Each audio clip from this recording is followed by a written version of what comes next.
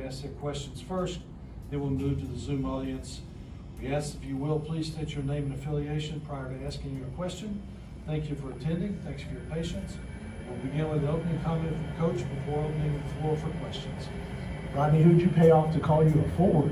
Where'd that come from? I was over Yeah. First time Rodney's been called a forward in a long time. You know, obviously excited to advance to the next round of the tournament. A lot of times the first one is the hardest one when you get in these situations, but I thought that our guys played extremely hard and left it all out on the floor. And I think that when we play that way and we play unselfishly and we play for one another, we're a pretty good basketball team. And tonight I thought for the most part we did that for darn near 40 minutes. Questions from the room, please. Coach, Jeff Nations, Bowling Green Daily News. Just coming into this tournament after the recent stretch you guys had, you said that most of the problems were fixable, actually all the problems. That seemed to be the case tonight. What did you guys do to make that right? You know, to start the game, I thought our defense was a lot better. Obviously, in the first half, we held them to 29 points, which is pretty darn good.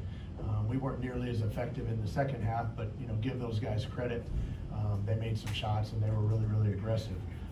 You know, as I've said, I think that our team, as we practice better and as we play harder in practice and as we play more for one another in practice and don't worry about our statistics, I think that we're really a good basketball team.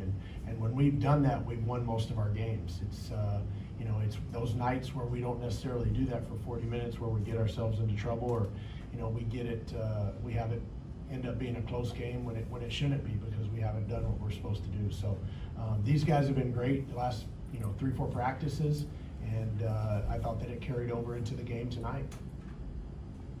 Kenny Gaylor, Dave, WKU Sports. Rodney, for you, man, off the top of my head, I think this is your season high. It might be off the bench for sure. You know, for you, when did you realize like this could be your night down low on the block?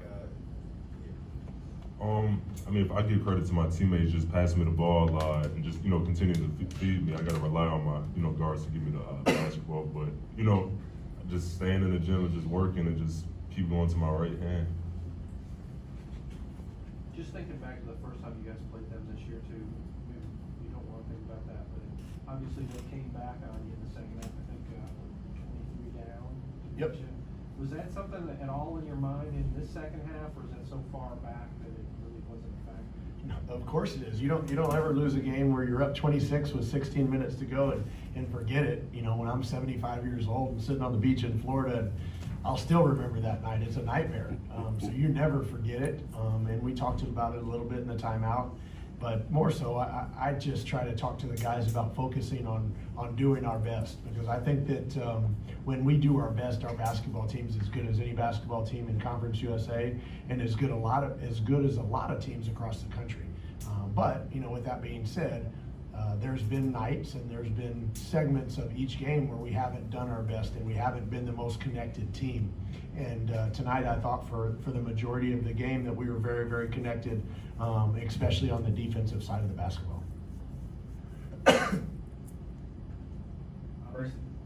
Brandon, man, in the broadcast, they said, somebody on the broadcast said, how did this team come in losing 4 games? With you all losing those 4 last games of the regular season, did you all have, or did you feel any pressure coming into this one, with the end of the regular season and how that happened? No pressure. Like you guys just mentioned, Coach mentioned, all the problems that we were having, during that stretch were fixable. And we came out tonight and put them behind us, plain and simple.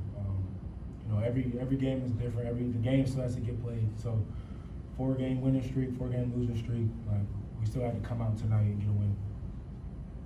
How valuable is it for you guys to kind of shorten the rotation a little bit and get some of the reserves in, even for a few minutes, with this kind of quick turnaround against Tennessee tomorrow?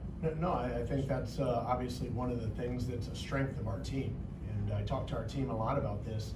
The highest total minute guy in Conference USA is Tay Hardy with 1,031 minutes. Or our highest guy was like 826, and that's Don McHenry. So think about that 200 minutes. That's 5 games that Don McHenry's body hasn't had to endure that Tay Hardy's did.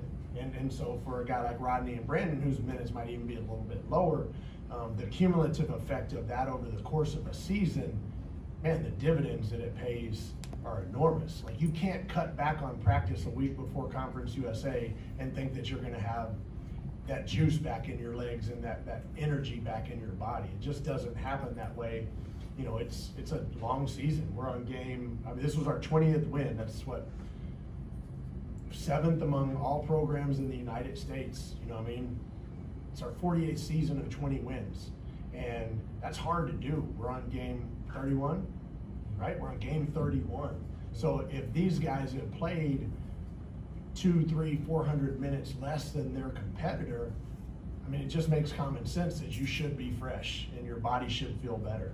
And when you get into conference tournament play and you have to hook it up and play again at 2 o'clock tomorrow, I mean, these guys are going to get a good night's sleep and they should be ready to go. So it's the way I've always coached, and it's one of the things that's been a staple of our program, and I think these guys have embraced it. They understand it, and now tomorrow we have to go execute at 2 o'clock.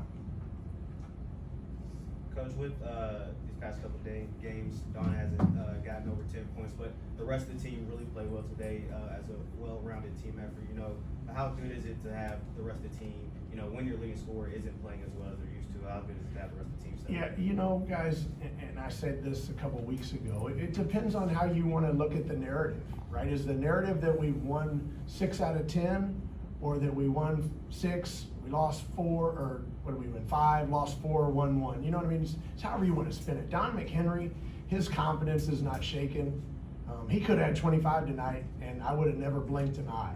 He could come out on tomorrow at 2 o'clock and he could drop 30. That's just who he is. So I don't worry about Don scoring 10 points or any of that kind of stuff. We've got plenty of good players on this team, and you know, those guys, when it's time, just like tonight, they just need to step up, and they've done that for the majority of the year. No team's not going to have some highs and lows in the season. It's just part of it. Ours just happened to be on 3 different senior nights on the road, and maybe a couple botch calls by the officials. So you know, it happens, guys. But this should be the best officiating crew for the Conference USA tomorrow and Saturday, and you know, we've got to give it our best. You got some nice contributions off the bench from a couple other guys too. Christian Lander, I thought, looked the best that he has in a while since probably came back from the concussion. And obviously, Enoch gave you a nice night too. Yeah, I mean, I thought Christian and Enoch both gave us nice minutes tonight, both offensively and defensively. And maybe when things got a little awry there for a bit, and I put Christian at the point, I thought he settled us down and he got us back where we needed to go. And it wasn't just by his scoring. I thought it was, you know, his distributing and those sorts of things as well. So we need everybody to play well. If we're going to win this thing and go to the NCAA tournament, just like Middle Tennessee needs everyone to play well. We need everyone to play well. We need everyone to play together, and you know, I think that we'll be in a great position. Just talk about the challenges of playing Middle Tennessee too. This should be a full gym tomorrow, I would think, with the fans of those 2 schools here.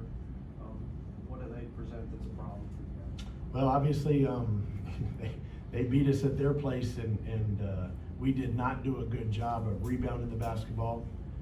We did not, excuse me, we did not dominate the inside like we did the first game, and then we lost guys when it was time, and for them to hit threes, you know, and so that spread us out a little bit.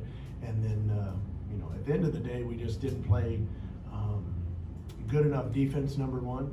We didn't play together enough, number 2, and then, you know, we let them out-compete us, and that was certainly disappointing. Brandon, with it being MTSU tomorrow afternoon, the way that the last game ended and how that ended, does it give you a little extra bit of motivation besides everything else that's going on? Does it give you a little bit extra bit of motivation to know with how that last game ended, you get another chance to right there on? I mean, the score is 1-1. You know, tomorrow, you know, it'll be the third game, the third time playing it. You know, we both won, you know, once during the season. So, you know, we're definitely gonna be fired up and ready to go tomorrow. Further questions? Chris, do we have anybody in the Zoom meeting? Okay.